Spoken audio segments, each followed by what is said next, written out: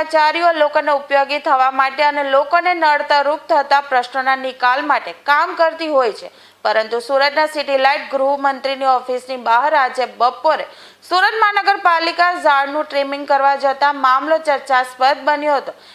City light વિસ્તારમાં આવેલ નવમંગલ કોમ્પ્લેક્સની બહાર વર્ષોથી ઊભા રહેલા ઝાડની એકાએક ટ્રીમિંગ કરતા અનેક સવાલ ઊભા થયા હતા। નવમંગલ એપાર્ટમેન્ટની બહાર આવેલ હોર્ડિંગ બોર્ડ અને બેનર બતાવવા માટે પાલિકાના કર્મચારીઓએ વૃક્ષનું ટ્રીમિંગ કરી નાખ્યું હતું, જેથી ઘટાદાર વૃક્ષ ખૂબ જ નાનું બની ગયું હતું। આ ઘટનાથી સ્થાનિક લોકોમાં ભારે રોષ જોવા મળ્યો હતો। પાલિકા અધિકારી આ મામલે લોકોને મુશ્કેલી પડતા ઝાડનું ટ્રીમિંગ કર્યું હોવાનું જણાવી રહ્યા હતા, પરંતુ ઝાડ જે જગ્યાએ હતું ત્યાં કોઈ જ લોકોને મુશ્કેલી પડે તેવી પરિસ્થિતિ નથી, જેથી પાલિકાએ માત્ર હોર્ડિંગના સ્વાર્થ ખાતર બોર્ડ બેનર બતાવવા હર્યા ભર્યા વૃક્ષનું નિકંદન કાઢી નાખ્યું હોવાનું જણાવી રહ્યા છે।